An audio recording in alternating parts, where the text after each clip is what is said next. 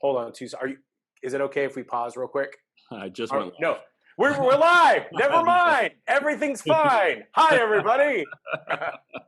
We're good. Yeah. Yes. Oh man, I am. Keeping it real 100%. Yep, this is True Tucker. I'm here with, from MalletLab, and we're here with one of our faculty from last year, MalletLab 2019, which is in Florida, Mr. Ian Grom. Ian is a composer and arranger. I know that when I became acquainted with your work was with Blue Stars, and subsequently with Box 6. I was teaching a program that we did the Twilight Zone show about 5 or 6 years ago. Was that West Broward? Yeah, it was West Broward. Nice. So it was that co-commission. So it was pretty neat, and that's when I realized that I had upped my game in terms of presentation, in terms of audio presentation, in terms of how to deliver a package to a client. And so even before I even knew you very personally, you were already influencing my career. So I appreciate you setting the standard. But you're a composer, arranger, you're with Box 6. And honestly, like if you're going to buy a show, I don't think there's any place else for indoor percussion or for marching band that you would go. There are times when I've been asked to write, and I'm like, you know what, we can just go with Box 6. Like even at my own the expense of my own my own self in terms of getting work. It's just like, man, you know what, this is where we need to go, just because you have the whole package. Like great, Thank you. But you don't have a brass person, you don't have a XYZ, we don't have the sample stuff put together, and you guys just really have that stuff nailed and locked down. So I really appreciate it. Thanks, Drew. Yeah, thanks for joining, man. Ian. Yeah. Yeah. What's up? I'm here. We're live. Sort of. So do me a favor. Tell me about like the trajectory, because what I do know, I learned a little bit at MalletLab, because all of a sudden little pockets came out. Like you're like, oh, I wanted to drum, and you got to drum with like Stefan last year and all that kind of stuff. God. I had no idea. Yeah, I didn't know you're so many people are arranging for marching band and they don't have any training in it. And it's sometimes obvious, sometimes they may be skilled, but you have a lot of training in it. So like, how did you come to this gig and this life that you currently have? Yeah, I mean, it started as a percussion major at Cal State Long Beach. I was going sort of the academic route in the sense of like what was set up at Cal State Long Beach was more of the program that's geared towards world percussion, and that vibe versus getting you ready for like a career as a concert percussionist. So I had a wide variety of stuff that I had access to while I was there, and like normal conventional undergrad program. But I did fall in love with the idea of composing, and my teacher was really open to encouraging composition. I had two teachers, Brad Dutz and Michael Carney, and they were both really encouraging in that phase. So I actually was writing pieces for my recital, so that portions of my recital weren't just standard rep. And I think that was like my first taste of understanding like, oh, I think there's a little bit more going on in the tank than just being like the drum set guy for hire. But that was sort of a fire that would get stoked later in life as I kind of like tried to do the full-time gigging in LA, which is a challenging city to work in. And you really have to be the best of the best to be like mediocrely employed. So I was like, I need to diversify a bit. And that's when I jumped on board with John Mapes. And I was like, hey, man, I have no idea what the hell I'm doing. Can I come jump in, just observe some your rehearsals? And he kind of showed me the ropes of what like sort of indoor 101 was, or just like marching band 101 really in the beginning. And then I started volunteering my time at all the places he was working at. And then pretty soon that transitioned into me writing the front ensemble music, because at that time John was doing the Viz battery and all the front ensemble stuff everywhere. Oh. So once I felt like I had sort of figured it out, John was like, wait, why am I doing this? You should do this. Right. And that was kind of like the transition. So in 2010 at Chino Hills, that was the first indoor book that I had written with John for Chino Hills. And that's kind of when I started full time there. What show was that? That was Slow Me Down. Okay, cool. Prior to that, I was kind of like ducking in for all the Mallet features and writing that, but John was still writing and structuring everything. So prior to that, though, we had already launched Box 6 in 2008, and kind of everything was leading up into that as we started writing our first marching band shows. And I sort of like really by way of brute force taught myself how to write for marching band. And that kind of stemmed out of deciding whether I was going to continue as a performer or if I loved composing and arranging enough to kind of jump that route. So at that point, I was basically like choosing between hanging the sticks up or I'm going to write for toot toots for the rest of my life. Right. And I decided correctly to write for the toot toots indefinitely. Yeah. And that kind of became my passion sort of discovery. Was like, it was like learning drum set all over again, because I didn't know how any of the instruments worked. I didn't know what the heck I was doing. So every time I wrote something that even like sort of resembled music, I was like, oh my God, I am the next reincarnation of Beethoven. Move over. And then you realize, like, 3 weeks later, like, oh, you fool, that was terrible writing. Now Right. this is quality stuff. And that Yeah. sort of self-reflection, self-improvement, self-deprecation cycle is constantly going now. Some, like, 13 years later. Man, I mean, so yeah, I have so many things to ask you about. Especially because, I mean, 2010 wasn't that long ago. It's 10 years. I mean, it may feel like it if you're 20 years old, but Right. now looking back, if I hear 2010, I'm just like, man, how did you just do this? Have you only been doing this for 10 years and you're so prolific? And so I have a question about indoor, Yeah. and that question is for me. I'm not going to. Fantastic. And there's several of them, and I don't think that I didn't come up with the appreciation for indoor. I did indoor my senior year. I was I kind of replaced somebody. It was a fun show, but a lot of Right. times when I hear indoor percussion, it's somewhat, my God, I'm going to sound like an old guy. Okay, it's somewhat abrasive to me. You know what I mean? And it's I'm used to, when you're like, hey, what's going on here? Oh, the snares have the melody. It's like, I'm sorry, what? Right. And it's something that if you came out of this tonal type of situation, and you're just so used to hearing the drums being accompaniment, switching it over, like, what's the process? And I don't think that way, actually. Believe it or not, there's a few composers and a few groups who I latch onto, and then there's a lot of them where it feels like it's, What the hell are you doing? yeah, sort of background music. Like they're more like they're just filming for like a scene in a movie, and it's very background, and then there's a snare feature, and it's very more formulaic. So I guess my Yeah. question is your process when you're putting it together. What's the process of? Do you write your parts and Mapes writes his parts? Do you design a layout? Is there a storyboard? Right. Because I do appreciate your writing. As you know, I've used Box 6 music for indoor groups and for marching bands. So what's your process, I guess? Well, I think that what happens with a lot of people is they imitate what they've seen without understanding the context that they saw it in. So they're imitating, like, the facade of what they saw without understanding the substance of why that was there in the first place. So, you can lift a mood. You can lift, like, an open minor chord position and have it swell up. But what you missed was, like, the one or two extra notes in there that created a leading tone to the next thing, which was foreshadowing the melody later.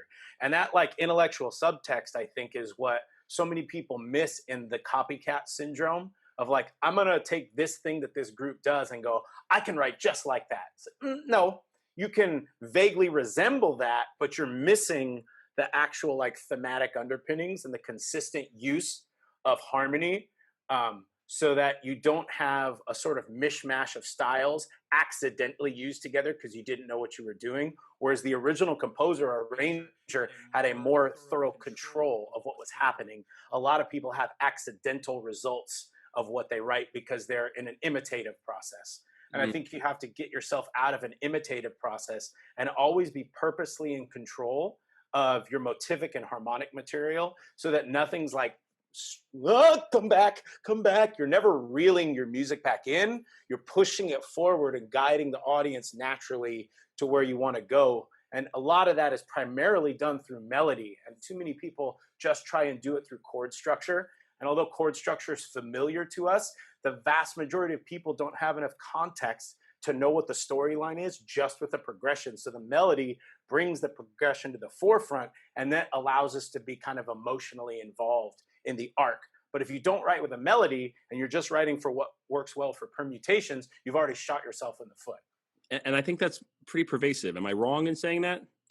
I wouldn't want to say that, but I do think that the correct usage of melody and harmony in the way that all composers have always used it is sometimes not as consistent in our activity because of the nature of people not understanding the challenge behind what composing and arranging really is, and the responsibility we have to create a standalone product that can still be, I won't be as pretentious as saying like art music, but it should be music that can stand on its own without an explanation. Like, oh, this sounds bad because that's the show concept. You know, the show concept is this music sounds really terrible for a little bit. Then we're going to go to the other thing that's Bach, and then it's going to sound good. Notice it's a concept. You don't understand.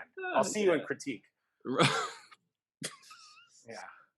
Yeah, no, and I guess, and that actually what you touched on, and I'm not trying to get you in trouble with colleagues, obviously, but when it comes to the judging community and what they appreciate, you know, one of the things that has always discouraged me is, and this is for marching band, this is for, and I'll say this, is that there's kind of somewhat of a snare line mentality to judging front ensemble stuff.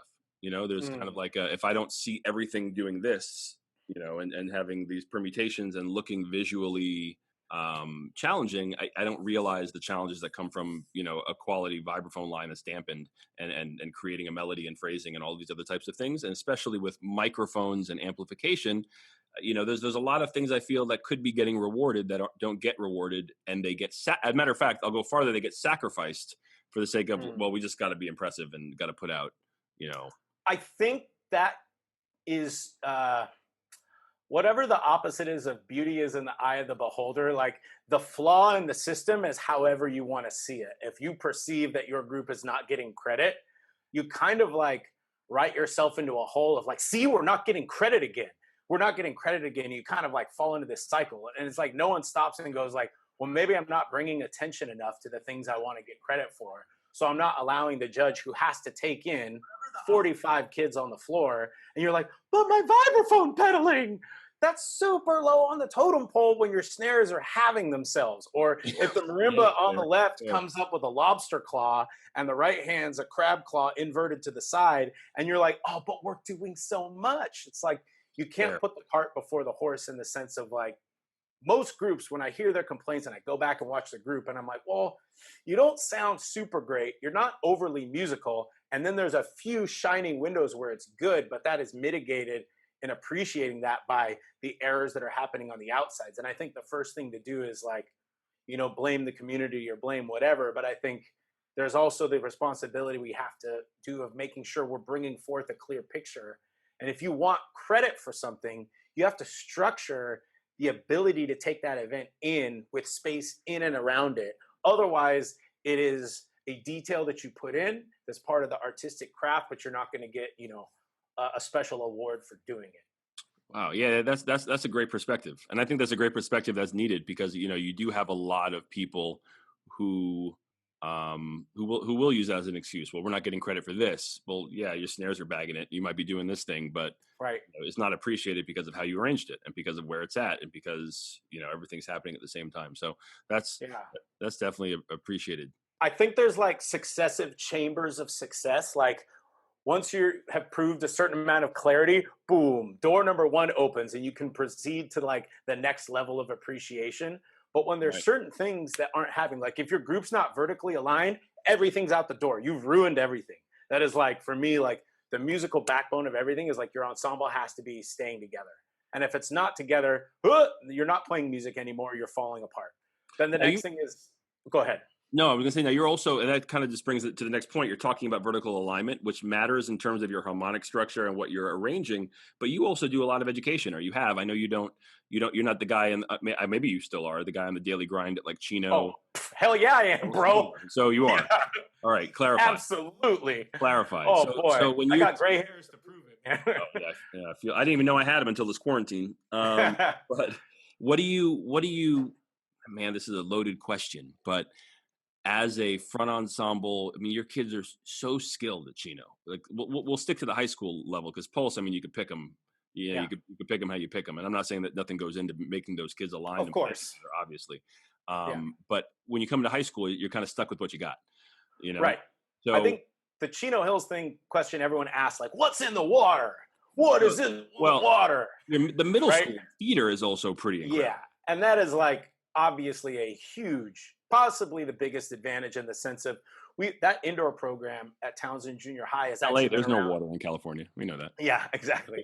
But that has had an indoor program since like I was in high school. That's how long that program's been around, like not with the same directors, but just like having that, even before Presence. Chino Hills, the school existed, the junior high that feeds into us already existed. So um, that's huge, but it wasn't always like a straight shot. We really had to refine our process, and I recently started taking over writing the music with John over there. So you've got the guy for Pulse writing the music for the junior high that feeds into Chino Hills, so the circle can Right. be complete. And I think there's a skill that goes in with bringing all that knowledge of knowing how to structure a show for a junior high that not only prepares them for high school, but just prepares them on how to be successful in the performance environment by creating challenges that are attainable. It's musically like pleasing. It does all the stuff, but you understand what a junior high kid can and can't do because you've been to the rehearsals and you see them, and you know that none of the kids' hands can reach octaves on a synth,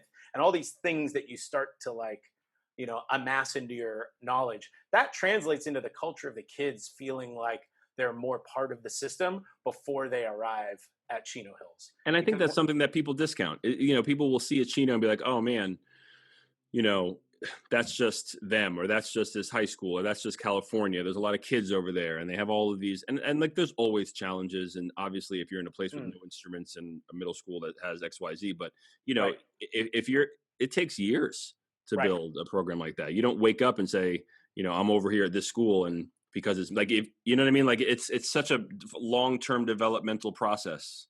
Yeah, Like, and for any of us that were, or any of my friends that were around, they saw us go through like 4 directors and all of this stuff. We went through a whole year with no band director.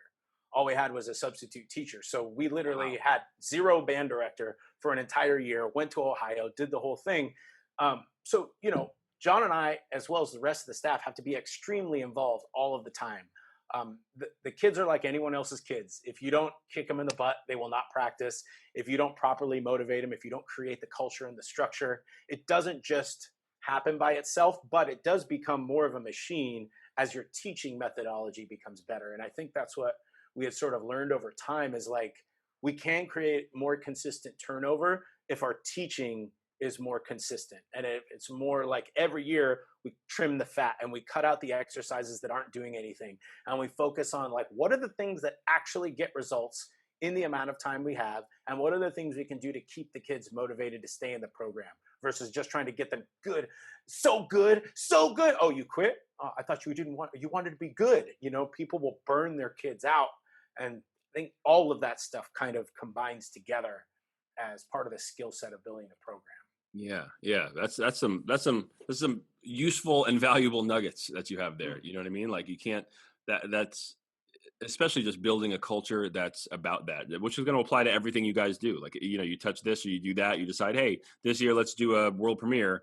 Those kids are going to approach it with the same intensity because they know what's expected of them just naturally. So yeah. that's, And I didn't really like understand the culture thing because like coming out of academia, like in college, and trying to work at a program and figure it out, I was just like much more like well, I can do this. How come you can't do that? I had like a very rough handle on things. And then I was fortunate enough to have Jack Mizutani working for me at Fountain Valley back in the day. And he just sort of like humbly was like, yeah, I just want to like kind of tech somewhere and not have to worry about too much. And he was like the secret Zen master that passed along all the culture building knowledge and how to teach with a more gentler hand and understand, like watching what he was doing with Woodbridge at the time and like, what the hell is in that water? There was some water over there, but that was like, oh, you have 2 different ensembles. All the kids take private lessons. It's like, it's not in the water. It's like who puts in the most work and the most quality work. And I think a lot of people want to know the answer that it is the water and that there's a fluoride count and that they don't want to hear that like, well, those guys teach better than you. Sorry. That's like when you watch what Jack was doing at Woodbridge, and at that era and what Concert World was doing, Jack was just a better teacher than the rest of us. That was it. And it's like, sometimes it's a hard pill to swallow and you're saying like, oh, if I had those kids out, nah, you wouldn't have. When you watch Jack work with the kids, you do it, you realize like, oh, that's just because he's the only guy that can really do that. And once you can come to terms with that, you can find your own version of being that. And the West Coast had a problem, like a sort of Jack copycat fallout where everyone was trying to be Jack and they didn't really figure out how to be themselves. So like, I think that's another personality disorder of getting caught up with the person that's most influential to you without carving your own pathway and career, kind of shoot yourself a foot in the foot again for another time as you try and establish more longevity in the business. You have to have your own vibe. Yeah, and that's for everything: creating music, creating whatever it is. I mean, this someone else has already taken, you know. Right. So, and Jack, I go way back with Jack into 2001 at Blue Devils auditions. Mm-hmm. I met Jack, sweetest guy then. He hasn't changed much in terms of his Exactly. disposition, and he's just a quality educator, man. I got to work with him a little bit at Strike too, where he's down in Oh, Miami. right. So that's always been really cool, man. He's a great dude, all around.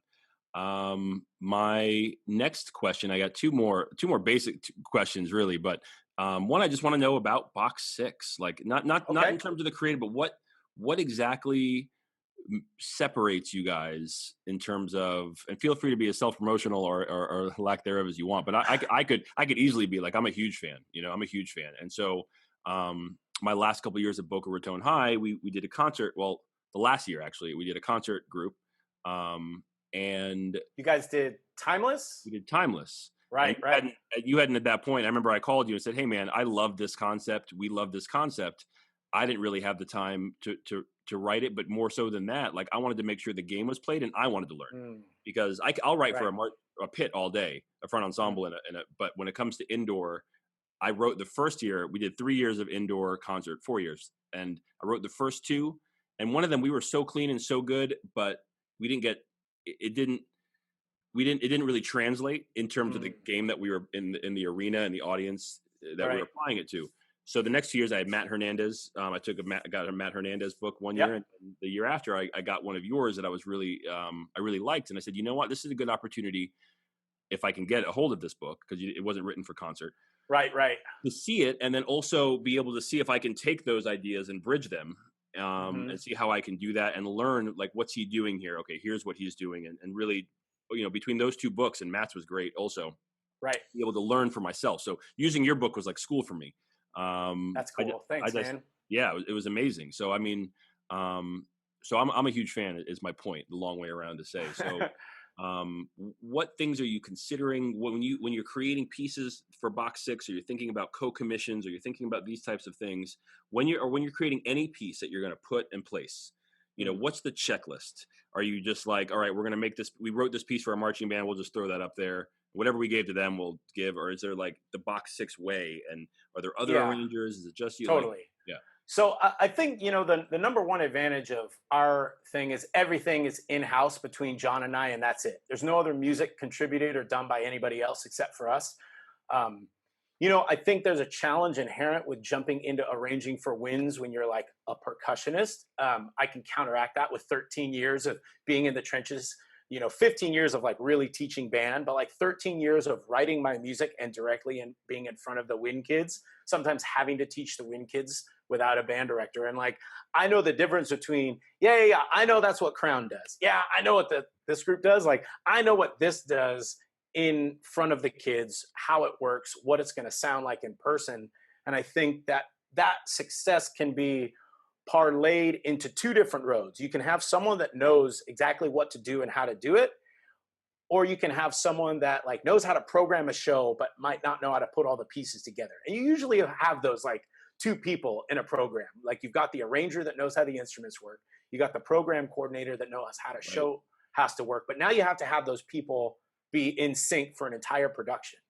That one person or those two people are me and John, and we're on the phone every day. So, you have that advantage of like sort of instinctively knowing each other's process, which you don't get at a lot of places, or you have multiple arrangers with multiple different engraving styles, and things can just get like a little lost in the shuffle. And for me, like, I want to write the music so detailed that I'm teaching your group just by them reading what's on the page. Man, rewind. Say it one more time. Say it one more time for those in the back.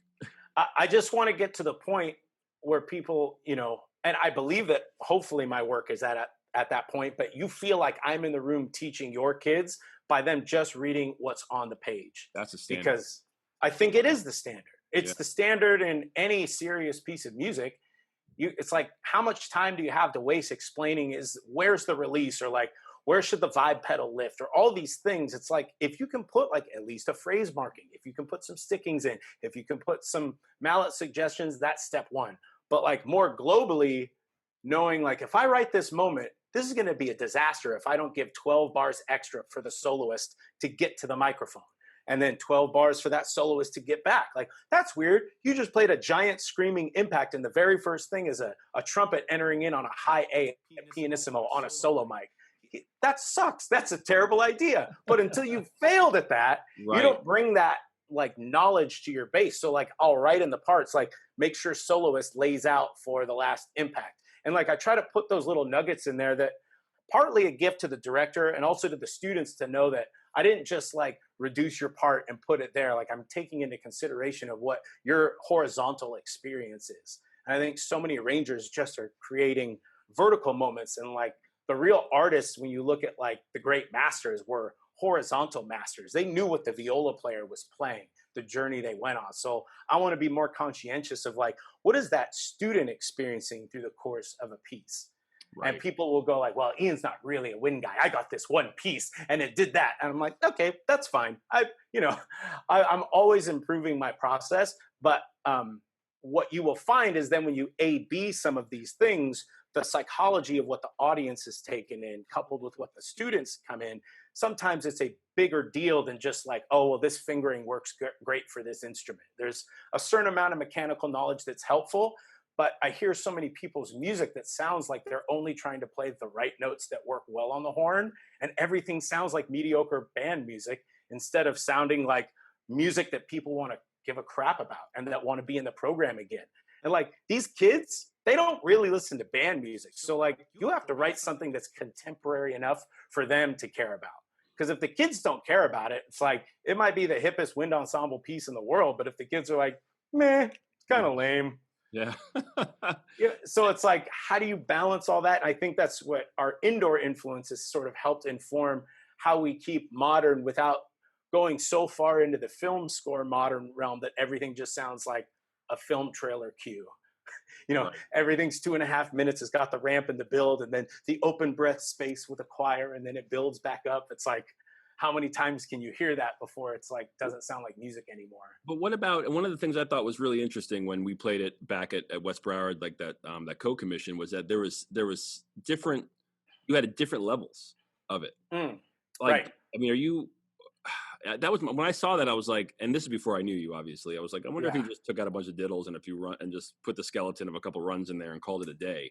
So No. when you're doing that, I know that's not the case now, but right. So at Box 6, like, a lot of the shows are offered at multiple difficulty tiers, and the challenge with that is understanding each of those tiers. And because John and I have taught every level, and even like, we've medaled in A, Open, and World in the Scholastic divisions, and medaled actually in all the marching divisions. So that's not a pat on the back of like, look how awesome we are. It's a sort of guarantee that like, look, we know what it is to teach this division. So when we give you this, while some of it might be challenging, it might be pushing you to just get the kids a little bit closer to it. And while we're pulling out some of the technical content, it's to make sure you're focusing on creating great music. And a lot of that, we have to restructure some of the music. There's even parts of the shows that I have to completely rewrite, because when something's built off a world-class idea, excellence as it relates to effect is usually like the target. You'll play it so well, everyone's going to cheer. When you're in A class, most of the time, you're not going to play something so well that everyone's going to light up, but you could be really musical. And when the front ensemble starts happening, you kind of have to restructure the music, and you're bringing the tempos down so that everything's more achievable. So I do everything as if I was about to have to teach it the next week. beautiful. So if I'm doing an A version, I'm like, if I had this group that I've never worked with before and I have to fly in for a week, can I save myself a bunch of breath and cussing if I can just get all of the stuff out that they don't need to do, insert all the skills that are sort of mandatory, and at the same time leave some artistry left over so it's not just a sterile version of the original.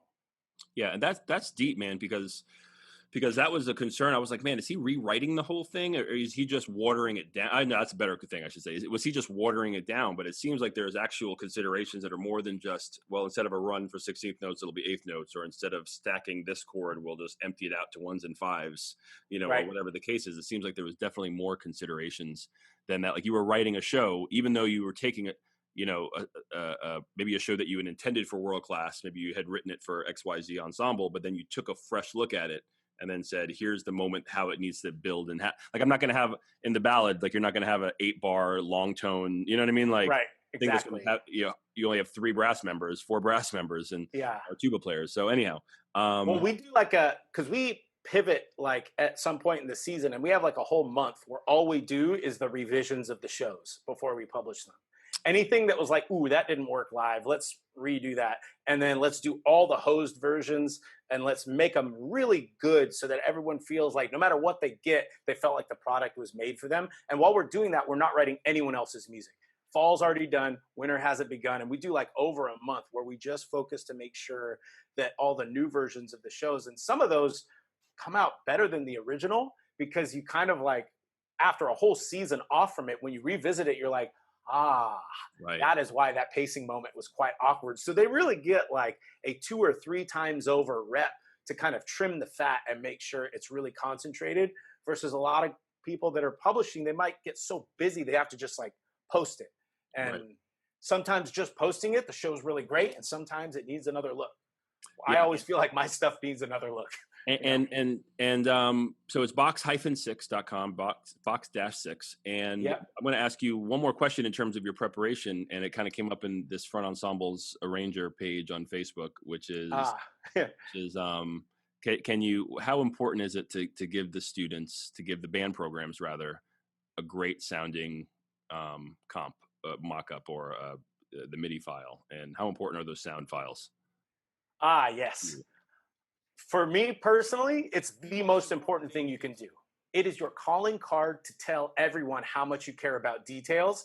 And if you remember the story about Metallica in their writer requesting all red M&Ms in their bowl, and the reason they do that is that if they show up and there's not all red M&Ms, they know that it's not safe to perform their show there because no one listened to the details and they missed it, and someone could die on stage. Now, in your marching band show, if your arranger is not going to take the time to really hear how every frequency matches and fits, and like the craftsmanship and time that it takes to make a killer recording, how can you trust that all the rest of the details are in the right spot when you're about to hand it off to a bunch of prepubescent teenagers? Yeah. So for me, that is my guarantee. It is like, hey, maybe I don't play a wind instrument, but I have trust in me. Not only have I done my homework, but listen to this recording. And this isn't just like I'm trying to make it sound fancy. This is like, I've done drum corps, I've done small bands, I've done medium bands. Like, I know what bands will sound like when they play that if you have all your ducks in a row. So it's also a teaching and a learning tool that can give you an ensemble ear for what the group should sound like, give you a semblance of how should the percussion be balanced so that the audience is getting that. And I think if you don't provide that, you're really leaving a lot up to chance. And you're basically saying like, I don't think it's that important for me to tell you how to sound good. And I think it's the most important thing. And that's just me. A guy like Jay Bocook, he doesn't have to do that because Jay is the man. Richard Saucedo, the man. Ryan George, all the big dogs. Doug Thrower. Those guys don't need to do it. You trust Michael Klesch. Whatever you write, we gonna play it. It's gonna sound good. Yeah, exactly. For me, I'm not at that level, so I have to go out of my way to prove that I know what music sounds like, and I want you to sound like this. And it's not just to like show off my fancy stuff, but again, it's like a matter of detail and really putting in the effort so that people understand your layering matters and that the scoring isn't just to like sound smart. You're really trying to like put the sounds in a place so people can be successful. And I think it's so important, especially if you're in a school, like a lot of times, especially when I know that when I mention concerns I have within like marching education, I get kickback from people in California, Texas, Indianapolis, South Florida. And I'm like, do know there are other states, lots of other schools, like a lot of other places that don't have the Chino Hills to look up to and see and hear, and don't have drum corps veterans coming down and teaching, or college educated people teaching. They have whatever student graduated and is now working at Mm. the family business and are coming back to help out in their free time somewhere in the middle of southern pockets of Alabama and in the Midwest, Absolutely. places like that. So when you do this and you spend the time and the effort to put forth a great quality sound recording of the music, it gives kids who maybe have never heard, Mm. like don't know what's possible. They Yeah. just seen the college that's local or a couple other high schools they compete with. It gives them an opportunity to set their ear like that's what we're supposed to sound like. Yep. And that's 70% of it. That just Dude. by hearing it and playing along, they're making adjustments. They might not be perfect, but they're making adjustments based on what Mhm. they're hearing subconsciously because bodies are great like that. Right. And then if you get a little bit of education on top of it, some private lessons, some teaching, some quality tutoring, you're going to go the rest of the way. But I think what you're doing in the effort that you put across, sometimes we don't appreciate that in places like Southern California and, in Indiana or Texas, where we hear great bands all the time. Right. Santa Clara comes up the street to do auditions, Yeah. So we're like, yeah, of course we hear this. So that sounds great. It's cool, whatever. But for the 85% of the other programs in the country, I mean, Mhm. it's invaluable. It's invaluable. Yeah. I also think, as we look forward to what is the future of arranging, we have to have the responsibility on ourselves that people are going to pay us to arrange and compose. We owe them to create the best product that, like, 10 years from now isn't going to sound like, a ringtone. It should sound like music. And I can look back on music I created right in the beginning of Box 6, 2007, 2008. I'm like, I've changed my mix a lot, but it still sounds pretty good. Still sounds like music. It's still like a thing, and you have to create some longevity. And I think dashing that off, like, you don't really need it. You don't have to have it. It's like, yeah, okay, well, let's see how that works out. Right. Man. And so I haven't purposely avoided it, but because of I'm just stoked to see you. I'm stoked to be hanging out with you. I haven't really talked about the current global situation. What situation? Exactly. I mean, all I know is that I'm able to actually, I'll say it this way. I was just speaking to Sasha Berliner and I was talking to her about things that she's doing to keep moving forward with her art during these times when there's no like outcome, immediate gig coming up or shows to think about or all of these things. There's a lot of uncertainty. Right. She said that she's using a lot of the time to work on other things like being outside and focusing on nature and spending more time thinking about certain things that may not have to do with music, but it's also helping her in her appreciation of a lot of other aspects. Yeah. And so I guess my question is twofold. Number one, what are you doing? And listen, I mean, your desk hasn't changed. Your computer, you could be writing, a ton of stuff, getting ready for everything to open back up. So what are you doing to keep yourself sane and musically moving forward and being creative amidst all the scarcity and uncertainty? Right. And what do you see coming out of this? And are there any personal changes with your profession, specifically, I guess, with Box 6 or your arranging or the way you approach the business that you're going to do when things go back to a semblance of normal? Man, when things get back to normal, everyone's going to need really good music.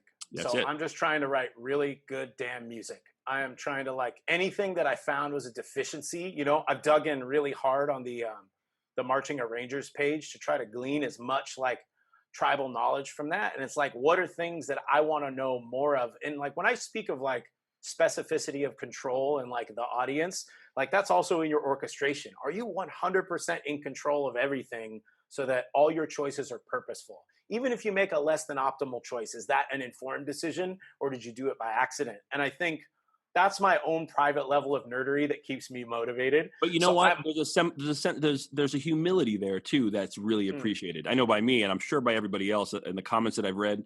The fact that someone who is as prolific as you are, especially in this particular idiom, to continue to say, hey, how are you guys writing saxophone? Are there things you like and things you don't like? I think a lot of us are scared to ask those questions for fear that it will legit make us look like we don't know what we're talking about. Right. And when you're setting the lead in that, you're not telling people they have to do it. You're actually going in and saying, guys, and you know what's funny about that? Someone could not even know, it could be an arranger in there, be a terrible arranger, but an amazing sax player. Exactly. Everyone has something you can learn from, even if what they say is like not what you would consider. But yeah, and it's like, we're in a place where we can learn anything we want right now, but you have to be willing to reach out and you have to give yourself tangible enough goals so you're not crippled by like the fear of not getting to everything I'm like, Jesus, I'm not trying to learn how to roller skate and become like all these things. I just want to get better at the thing that I already do, that I already love. And I just like, I've spent a good amount of money on new scores to study. And so I'm just transcribing, like trying to take whatever I pull from that and immediately throwing into the music. And that's got me super motivated. Yeah, man, and that's great to hear. I was same thing. I was like looking at the drum set over here, and I'm like, I'm gonna start playing it. I was kind of feeling myself, and then all of a sudden, Sarah Thar comes out with her latest banger for 30 seconds, and she didn't even like. I sat down for a second, and I just decided to play this one little thing, and it's just like, yeah, all right. Yeah. My brain's not working on those levels. I'm gonna go back to so just sticking with for me. I'm learning all the technology. I've always wanted to get into the tech. And I've wanted to get into like how to set up my setup to be the most efficient for being able to teach and do this actually before I even knew this was going to be a necessity. So this has been exciting for me. So that leads me to the next question, which is like, can you give away some of your secret sauce in terms of your sound files, like what you use, and how you? Yeah, I mean. Well, the thing that I found out is like I could walk everyone through every single step I do. I could tell them everything and it's still not going to sound right.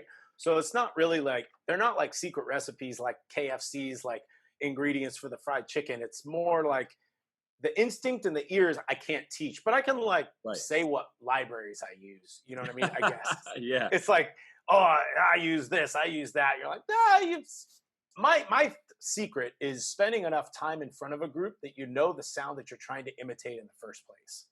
So if you don't have a great library, it's fine. If you know what music should sound like in person, then you can balance something with a mediocre library.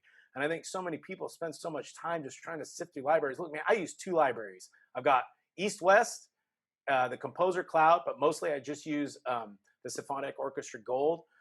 A couple of the Hollywood orchestras, but honestly, a lot of the Hollywood stuff, when I get in there, I think it kind of sounds worse than the original. Things are kind of thinner and tinnier, although there's like more options for things switching over and all that. Like most of the time when I switch it, I'm like, nah, I'm just going to go back to the stuff I'm used to that I balanced.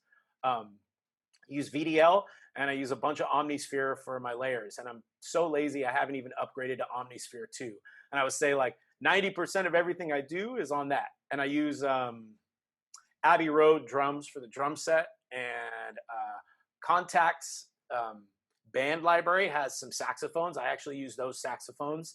They sound terrible initially because when you load them, they're on solo mode. So you can't play 2 notes at the same time. You got to switch those off. You got to roll the high end off. And then there's a sound knob that can go from really nasal to really warm. And then I'll actually roll some of the high end EQ off that as well in there. And that actually, if you throw some reverb on it, now you can actually have some functional saxophones, of which pretty much no sound libraries have good saxophones. So you have to like makeshift something. But in the real world, on a marching band field, the saxophones are like the brass section of the woodwind. So if you don't have like an accurate saxophone presence, then you are giving people a false sense of what your orchestration is going to sound like. Because if anything, you're just cut and pasting brass parts into the saxes and treating them like, poor substitutes for reinforcement, when A, they're never in the same spot on the field as those voices you're doubling on because they're not in a concert arc. And B, you're never studying how saxophones are actually voiced. If you go read any book on sax arranging, they're flying all over the place. They're tight, they're open, they're doing all this stuff. They're not just the first baritone part, or they're not just the mellophone part getting cut and pasted. And so many people do that. And if you're an alto sax player, you're like, cool, I bet I know what my part's going to be. And if you don't give them something tasty, then they kind of get over it. And having a good sound library that represents them accurately will sort of force you to like not write the same stuff, because you'll start to hear like, oh God, what is that? Oh, that's the alto sax. Like it really is that loud. And those are the things I work on, is trying to make my template even more annoying in the right ways. Like the instruments that stick out, like Barry sax playing too loud in a soft section. I want to make sure my volume slider's up loud enough that that honker sticks out at me. If I'm playing a low concert E flat, that thing's going to stick out like crazy in a soft texture. So like these things all kind of are the secret sauce, all in the same thing of best replicating what players actually do, because the best sound libraries in the world are not going to educate you on what actually humans do behind instruments. Right. That's what you have to learn. Josh Simmons from PAS wants to know why we're Tiffany. saxophones. Wait. Josh. Jeez. Josh and I went to school together. Oh, nice. Yeah. So we both went to Cal State Long Beach, and he's always like super hyping that we always have timpani, because I guess if there was another secret to my percussion scoring is always having timpani. Always. Someone asked that in the group. I love it. You have to have timpani. It's like a foundational instrument. I also think you have to have drum set if you've got a player to do it. You have to have a concert snare drum. You have to have crash cymbals, tambourine. It's not just marimba and vibes party. But that's kind of a side tangent. But I think like important tangent for our audience. For it is too. It is like, God forbid you use percussion ensemble instruments in a percussion ensemble. Crazy, right? I'm gonna share a little bit of your score here. This is the one that I'm looking at. And I was going to play a little bit. Is there a movement that kind of exemplifies?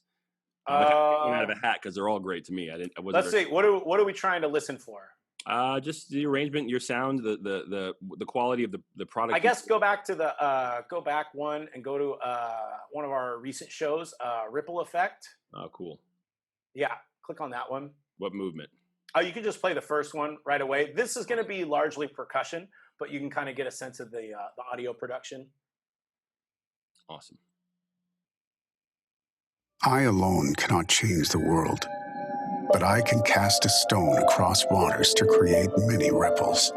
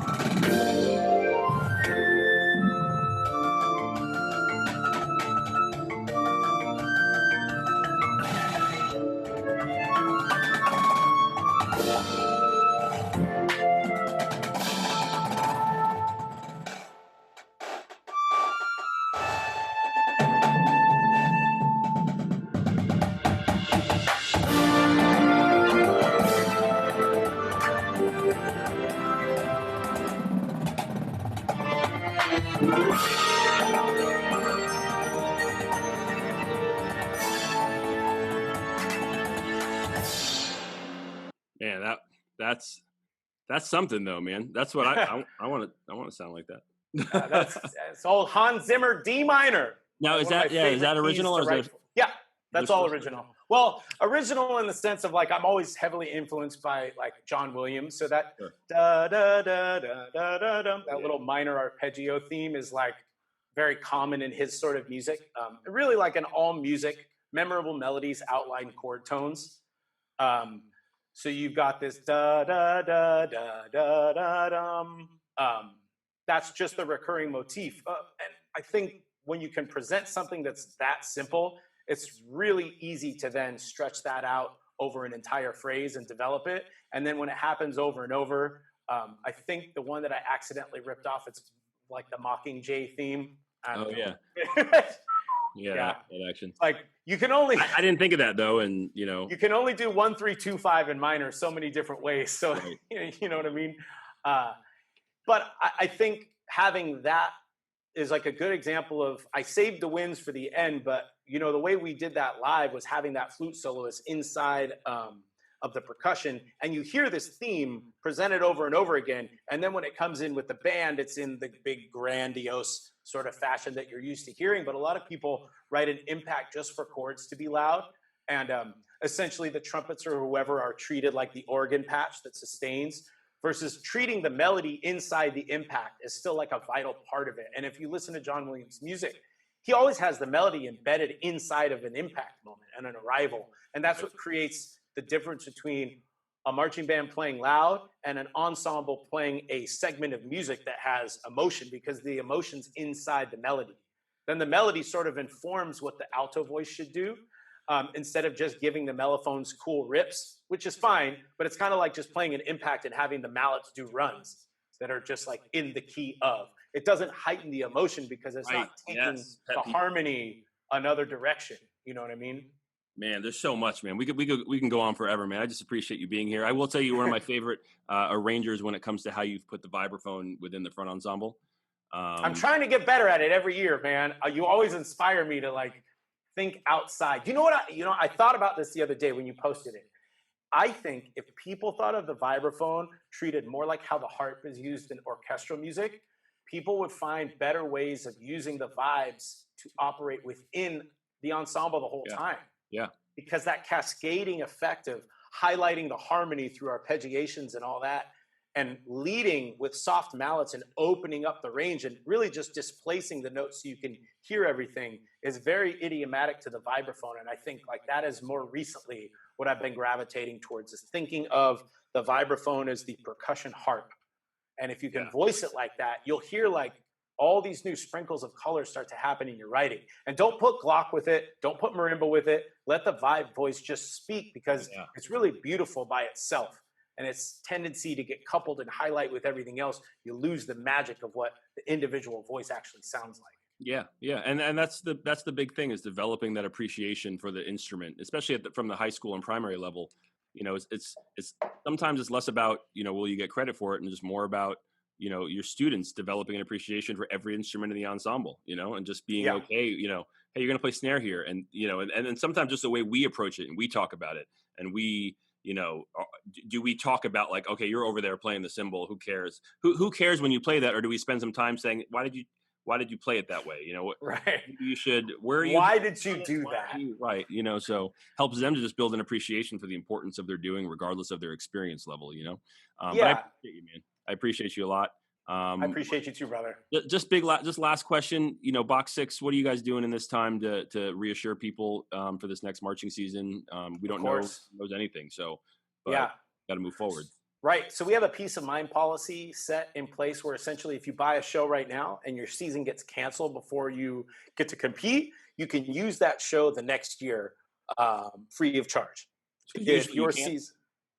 Correct. Yeah. It's a 1-year license only, because we guarantee regional exclusivity to make sure no one wears the same prom dress to the dance, you know? Right.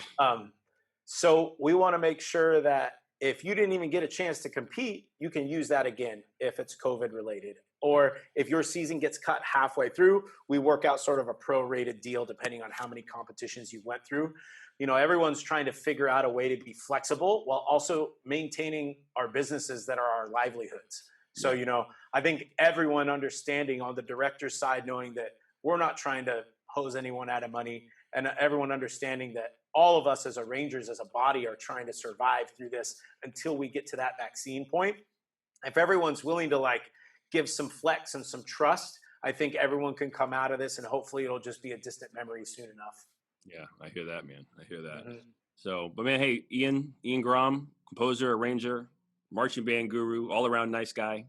And congratulations on your recent nuptials as well. Thank you. It'll be a year soon. I know. I don't know if I got to tell you in person. Thank you. I haven't seen you since. But you always have so much going on, man. I just appreciate you taking the time out, and you know, we'll catch you again. We'll catch you again soon. Same, man. Thanks for having me. Really appreciate it.